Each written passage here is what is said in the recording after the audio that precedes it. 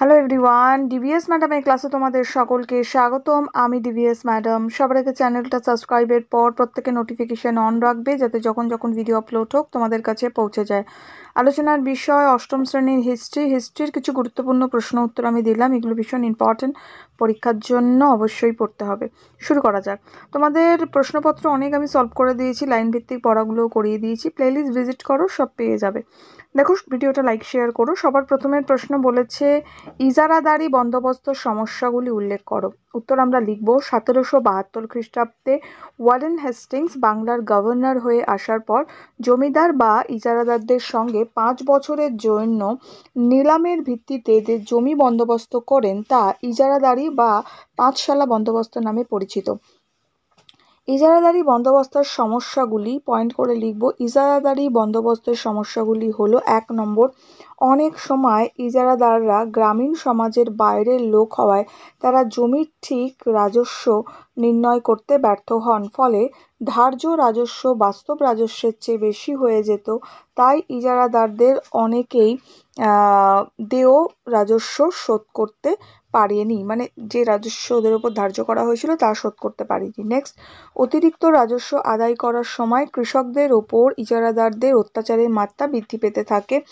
Next, জমির মালিকানা বারবার বদল হওয়ার ফলে জমির সঙ্গে ইজারাদারদের কোনো নিবিড় যোগাযোগ গড়ে উঠত না। পরের প্রশ্ন, 10 বন্দোবস্ত কোম্পানি কেন চালু করে? উত্তর, লর্ড কর্নওয়ালিস 1789 খ্রিস্টাব্দে 10ই ফেব্রুয়ারি বাংলা, বিহার ও 1790 খ্রিস্টাব্দে উড়িষ্যায় রাজস্ব আদায়ের ক্ষেত্রে জমিদারদের সঙ্গে 10 বছরের জন্য ভূমি বন্দোবস্ত করেন। একে 10 বন্দোবস্ত বলা হয়। কোম্পানির পরিচালক সভার অনুমতি পেলে 10 বন্দোবস্তকে চিরস্থায়ী করা হবে, এই ঘোষণাও করা হয়েছিল। নেক্সট, 10 বন্দোবস্ত প্রবর্তনের কারণ পয়েন্টে লিখব। 10 বন্দোবস্ত প্রবর্তনের পূর্বে ইজারাদারি বা 5 বন্দোবস্ত চালু ছিল। এই ব্যবস্থার বেশ কিছু ত্রুটি দেখা দিয়েছিল। উদাহরণস্বরূপ বলা যায়, অধিকাংশ ইজারাদারি গ্রাম সমাজের বাইরের লোক হওয়ার জন্য সঠিকভাবে রাজস্ব নির্ধারণ করতে পারেনি, ফলে অনেক ক্ষেত্রে ধার্য রাজস্ব বাস্তব রাজস্ব আদায়ের ক্ষেত্রে বেশি হয়ে গিয়েছিল। সেই জন্য ইজারাদারদের অনেকেই দেয় রাজস্ব শোধ করতে ব্যর্থ হয়। তাই কোম্পানি ইজারাদারি ব্যবস্থার ত্রুটিগুলি দূর করতে 10 বন্দোবস্ত চালু করে। পরের প্রশ্ন, ঔপনিবেশিক শিক্ষানীতির কুফলগুলি কী ছিল, অথবা ঔপনিবেশিক শিক্ষানীতির মূল ত্রুটিগুলো কী ছিল? উত্তর লিখব, ইংরেজদের প্রবর্তিত শিক্ষা ব্যবস্থা ছিল ত্রুটিপূর্ণ। ত্রুটিগুলো কি কি বলবো, ত্রুটিসমূহ লিখে। ঔপনিবেশিক শিক্ষানীতির প্রধান লক্ষ্যই ছিল সমাজের কিছু মানুষকে ইংরেজি শিখিয়ে ঔপনিবেশিক প্রশাসনের সঙ্গে যুক্ত করে নেওয়া। সর্বসাধারণকে শিক্ষার আলোতে আনার কোনো প্রচেষ্টা ছিল না। ঔপনিবেশিক শিক্ষা ব্যবস্থা উচ্চশিক্ষার মাধ্যম ছিল ইংরাজি, ফলে শিক্ষা বিস্তারের গণমুখী চরিত্র তৈরি হয়নি। নেক্সট, উপযুক্ত প্রায়োগিক প্রশিক্ষণ বা হাতে কলমে শেখার ব্যবস্থা না থাকায় শুধুমাত্র পুঁথিগত চর্চার ওপরেই শিক্ষা বিস্তার নির্ভরশীল ছিল। পাশ্চাত্য জ্ঞানবিজ্ঞানের প্রতি নির্বিচার সমর্থনের ফলে ভারতীয় প্রথাগত শিক্ষাচর্চা ক্রমে অবলুপ্ত হয়েছিল। কারিগরি শিক্ষাচর্চা ও নারী শিক্ষার বিষয়টি ছিল অবহেলিত। পরের প্রশ্ন, সত্যবিলোপ নীতি এটা টিকা। উত্তর লিখব, 1848 খ্রিস্টাব্দে গভর্নর জেনারেল লর্ড ডালহৌসি ভারতে এসে সত্যবিলোপ নীতি প্রয়োগ করে। উদ্দেশ্য পয়েন্ট করে লিখব। সত্যবিলোপ নীতি গ্রহণের পিছনে লর্ড ডালহৌসির প্রধান উদ্দেশ্য ছিল যত বেশি সংখ্যক ভারতীয় রাজ্যগুলিকে প্রত্যক্ষ ব্রিটিশ শাসনাধীন নিয়ে আসা। শর্তাবলী, সত্যবিলোপ নীতির প্রধান শর্তগুলো নিম্নরূপ। 1 নম্বর পয়েন্ট করে লিখব, কোম্পানির সৃষ্ট কোনো দেশীয় রাজ্যের রাজার পুত্র সন্তান না হলে সেই রাজা কোনো দত্তকপুত্র গ্রহণ করতে পারবেন না এবং রাজ্যটি তখন ব্রিটিশ সাম্রাজ্যভুক্ত হবে। নেক্সট, এছাড়াও দত্তক নিতে চাইলে কোম্পানির অনুমতি নিতে হবে। ইংরেজ আশ্রিত দেশগুলিকে অনুমতি নিতে হবে। নেক্সট, নেক্সট দেশগুলিকে না, মানে ইংরেজ আশ্রিত রাজ্যগুলোকে অনুমতি নিতে হবে। নেক্সট একমাত্র দেশীয় স্বাধীন রাজ্যগুলির ব্যাপারে কোম্পানি নিরপেক্ষ থাকবে। নেক্সট চুক্তিবদ্ধ রাজ্যসমূহ ডালহৌসির এই নীতি প্রয়োগ করে কোলবা, সাতারা, ভগৎ, সম্বলপুর, নাগপুর ইত্যাদি রাজ্য ব্রিটিশ সাম্রাজ্যভুক্ত করেন। প্রশ্ন টিকা হচ্ছে অধীনতামূলক মিত্রতা, এটা নীতি হবে। আচ্ছা, উত্তর আমরা লিখব বাংলার গভর্নর জেনারেল লর্ড ওয়েলেসলি 1798 খ্রিস্টাব্দে অধীনতামূলক মিত্রতা নীতি প্রবর্তন করেন। ভারতে ব্রিটিশ সাম্রাজ্যের বিস্তার ঘটানোর লক্ষ্যে তিনি এই নীতির শর্ত মেনে নেওয়ার জন্য দেশীয় রাজাদের উপর চাপ সৃষ্টি করেন। নেক্সট শর্তাবলী দেব। এই নীতির শর্তগুলো হলো নিম্নরূপ।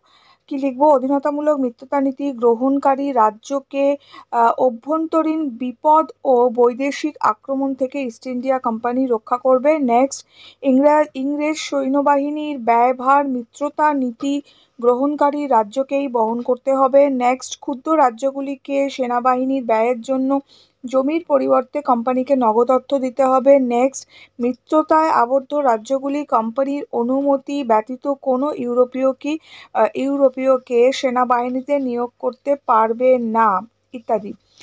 নেক্সট মিত্রতা নীতি গ্রহণকারী রাজ্য, এখানে লিখব অধীনতামূলক মিত্রতা নীতি প্রথম গ্রহণ করেছিল নিজাম শাসিত হায়দ্রাবাদ রাজ্য। এছাড়া অযোধ্যা, কর্ণাটক, তাঞ্জোর, সুরাট প্রভৃতি রাজ্য ব্রিটিশদের অধিকারভুক্ত হয়। নেক্সট অধীনতামূলক মিত্রতা নীতির ফলে ইংরেজ কোম্পানির শক্তি ও সম্পদ বৃদ্ধি পায়। ভারতে আর কি ইংরেজ কোম্পানির শক্তিও বৃদ্ধি পায় এবং সম্পদও বৃদ্ধি পায়। নেক্সট কবে কাদের মধ্যে বন্দিবাসে যুদ্ধ হয়েছিল? তাৎপর্য, উত্তর লিখব ভারতে ইঙ্গ ফরাসি প্রভুত্ব প্রতিষ্ঠার দ্বন্দ্বে বন্দিবাসের যুদ্ধ হয়েছিল শেষ যুদ্ধ, তাই এর তাৎপর্য সুদূরপ্রসারী। বন্দিবাসীর যুদ্ধ মানে এই যে যুদ্ধটা ছিল এটা শেষ যুদ্ধ ছিল। আচ্ছা, এটা সময়কাল ছিল 1707 খ্রিস্টাব্দে এই যুদ্ধ হয়েছিল। প্রতিদ্বন্দ্বী ছিল ইংরেজ ও ফরাসিদের মধ্যে বন্দিবাসের যুদ্ধ হয়েছিল। নেক্সট হচ্ছে তাৎপর্য, এই যুদ্ধে ফরাসিরা পরাজিত হয়। এই পরাজয়ের সঙ্গে ভারতে ফরাসি প্রাধান্য প্রতিষ্ঠার স্বপ্ন শেষ হয়ে যায়। বন্দিবাসের যুদ্ধ ছিল ভারতের ফরাসিদের ভাগ্য নির্ধারণকারী যুদ্ধ।